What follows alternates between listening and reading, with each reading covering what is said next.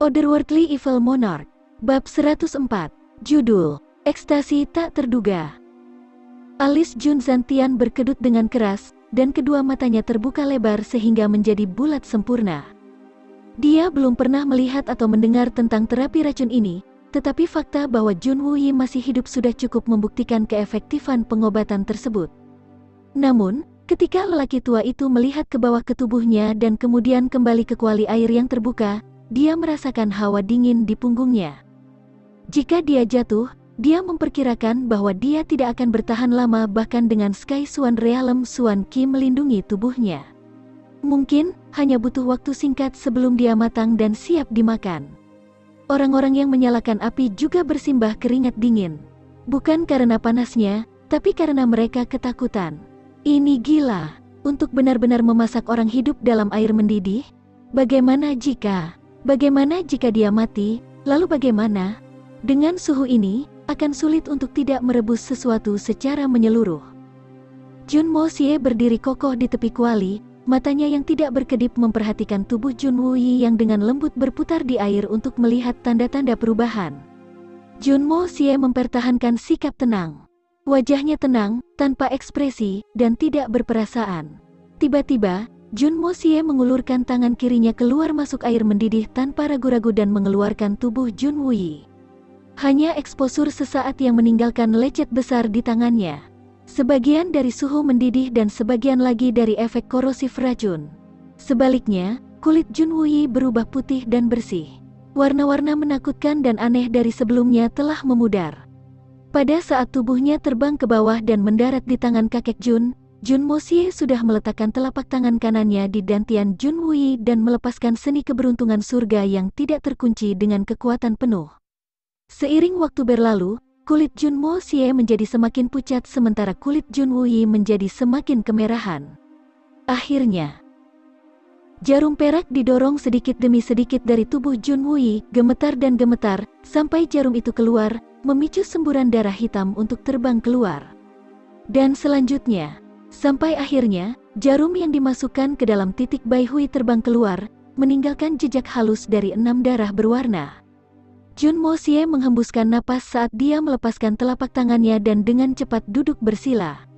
Dia dengan tenang mengontrol napasnya, wajahnya menjadi pucat seperti kertas. Sebelum dia melepaskan telapak tangannya, mata Jun Wuyi tiba-tiba terbuka untuk mengeluarkan cahaya akut. Cahaya biru muda. Biru muda, itu artinya racun mematikan, meridian yang tidak tersegel, dan akumulasi Swan Ki Jun Wuyi selama 10 tahun semuanya meledak pada saat yang bersamaan. Seiring dengan kemanjuran yang tinggi dari meridian jantung berkobar, dia telah langsung menerobos dari level Earth Swan ke level Sky Swan. Menaiki 3 tahap dalam sekejap mata. Tidak hanya itu, tetapi Jun Wuyi selanjutnya akan kebal terhadap ratusan racun setelah disempurnakan oleh Blazing Heart Meridian. Seorang ahli super kuat lahir. Melihat pancaran cahaya biru muda, Jun Zantian segera melompat tinggi, tertawa terbahak-bahak dan matanya melotot seolah dia melihat hantu. Dia bahkan tanpa sadar mencabut sejumput janggut putih dengan tangan kanannya. Dia telah dengan rajin berlatih untuk sebagian besar hidupnya dan hanya mencapai level Sky Swan. Sungguh luar biasa bahwa putranya telah berkultivasi ke tingkat Earth Swan pada usianya. Terlebih lagi ketika dia mencapai hasil ini dalam waktu 10 tahun dia telah terluka parah dan terikat kursi roda. Tetapi untuk bisa naik ke alam Sky Swan seolah-olah mengendarai roket setelah membuka meridian tersegelnya. Luar biasa. Orang tua itu menggelengkan kepalanya, hatinya terkoyak. Senang, bersyukur, bersemangat, sedikit ketakutan, tetapi kebanyakan masih mempertanyakan apakah ini benar-benar terjadi. Di satu sisi, dia sangat senang karena dia ingin bernyanyi dan menari. Di sisi lain, dia memiliki perasaan pahit di hatinya. Pahit karena ini semua bisa jadi mimpi dan manis karena dia belum terbangun darinya. Jun Wuyi merasakan sensasi kesemutan dari kedua kakinya yang telah lumpuh selama 10 tahun terakhir. Swan Ki dengan mudah melewati meridiannya. Dia terharu sampai menangis.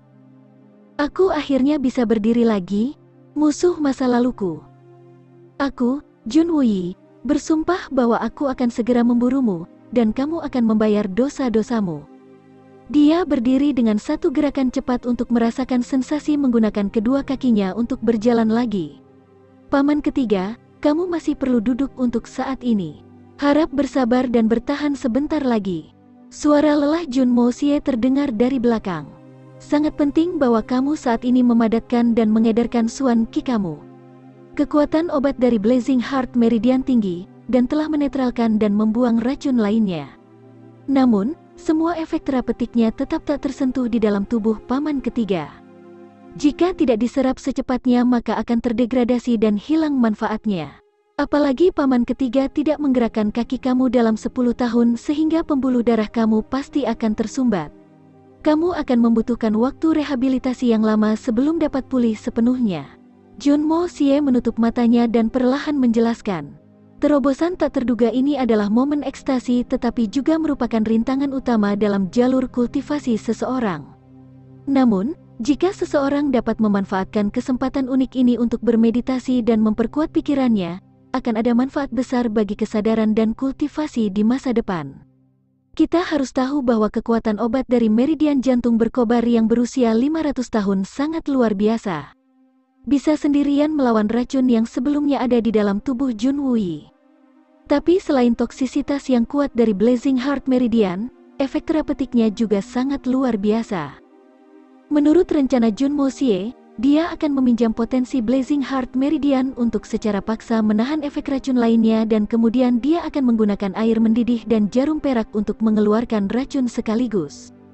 Tidak ada kecelakaan ketika dia melakukan langkah-langkah ini karena semuanya berjalan lancar tanpa hambatan. Selanjutnya, dia bermaksud untuk merevitalisasi tubuh pamannya menggunakan sifat terapeutik Blazing Heart Meridian. Metode ini masih membutuhkan setidaknya setengah bulan agar Jun Wuyi pulih sepenuhnya. Bagaimanapun, kedua kakinya telah cacat untuk waktu yang lama dan tidak akan bisa menyerap makanan dalam dosis besar yang tiba-tiba ini. Dia harus melakukannya dengan lambat dan memulihkan diri dengan lembut. Tetapi Tuan Muda Jun merasakan beberapa hari yang lalu bahwa seni membuka keberuntungan surga tidak hanya dapat digunakan untuk menjaga kesehatannya tetapi juga dapat digunakan pada orang lain.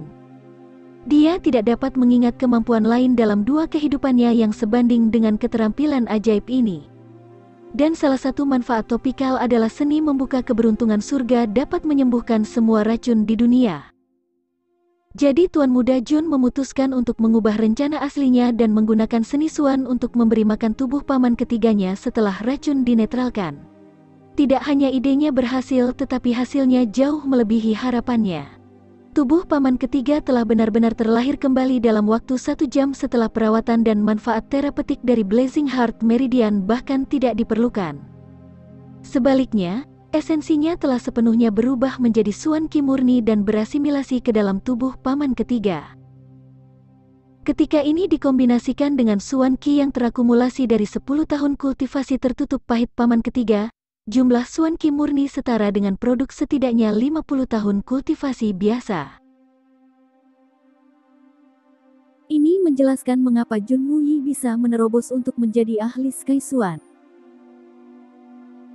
Semua ini dikreditkan ke seni Suan, keberuntungan, Jun Mo Xie.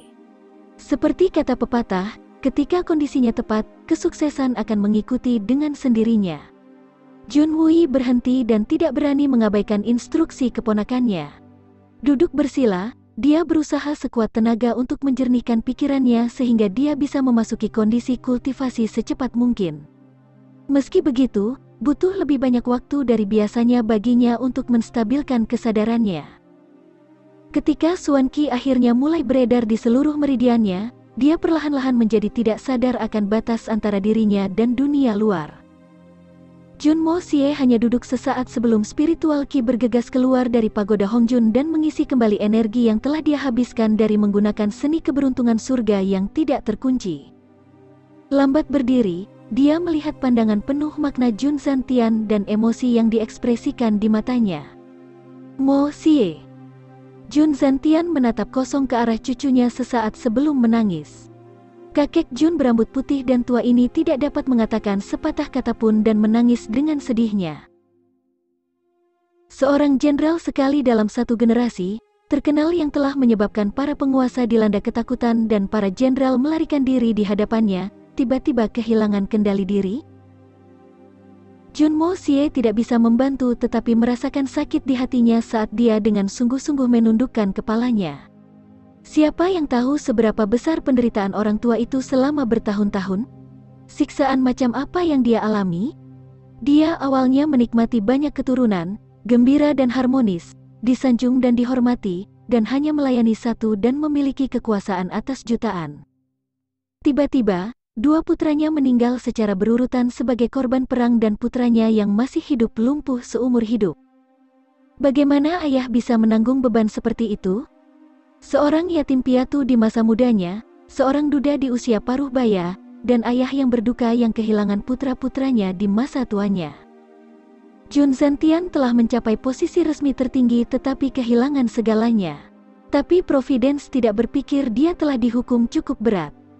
Kedua cucu lelaki yang dia pelihara dengan sepenuh hati, tempat dia menaruh semua harapan dan mimpinya, tidak akan pernah kembali dari ekspedisi militer mereka pada malam pernikahan mereka. Bahkan tubuh mereka tidak pernah ditemukan. Sebelum berita itu tiba, Jun Zentian sedang memesan orang untuk mendekorasi kamar pengantin, menantikan kembalinya cucunya untuk menikah dan hari di mana dia bisa menggendong cicitnya. Dia percaya dari lubuk hatinya bahwa momen ini akan menjadi yang paling bahagia dalam hidupnya. Ketika Jun Zentian menerima berita itu, rambut dan janggutnya memutih dalam semalam. Hari-hari sebelumnya dari keluarga yang penuh kasih yang duduk dalam lingkaran dengan riang berbicara dan tertawa hilang selamanya. Selain dirinya, keluarga besar seperti itu telah direduksi menjadi seorang putra cacat dan seorang cucu yang mengecewakan. Keputusasaan memenuhi matanya. Akibatnya, semangat Jun Zentian terus merosot. Dia sudah jatuh ke dalam depresi dan kehilangan semua harapan. Tetapi di saat-saat putus asa yang mutlak, cucunya yang pernah sangat mengecewakan, Jun Mo Xie, tiba-tiba berubah pikiran. Hilanglah orang-orang yang tidak senonoh, diganti dengan karakter yang luhur dan pantang menyerah yang bertindak sesuai dengan kesopanan, mendalam dalam rencananya, fleksibel dalam pikirannya, dan berhati-hati dalam sikapnya. Ini telah menghibur hati kakek Jun dan telah sangat membangkitkan semangatnya. Tapi dia tidak menyangka bahwa kejutan terbesar akan segera datang. Semua dokter terkenal dari kerajaan telah mendiagnosis kecacatan putranya sebagai tidak mungkin diobati, namun cucunya sekarang telah mencapai hal yang mustahil. Surga itu penuh belas kasihan. Air mata Jun Zentian jatuh tanpa hambatan saat dia menangis air mata kegembiraan. Semua kesedihan dan kecemasannya selama 10 tahun terakhir ini telah disapu bersih. Belas kasihan surga membuat keluarga Junnya dapat memiliki hari ini dan memiliki harapan untuk masa depan. Keluarga Jun tidak hanya mendapatkan ahli waris yang cakap, tetapi siswa itu juga telah melampaui tuannya. Orang tua itu menutup matanya saat ini dan tidak menyesal. Dia bisa dengan bangga menghadapi leluhur keluarga Jun. Orang tua itu sangat tersentuh dan tidak bisa berkata-kata, tetapi tubuhnya terus bergetar. Setelah sekian lama, dengungan yang dalam, rendah, dan jelas terdengar saat rambut hitam Jun Wui terbang. Cahaya keluar dari matanya saat dia perlahan turun dari tanah. Ini adalah pertama kalinya dalam 10 tahun dia mengandalkan kedua kakinya untuk berdiri.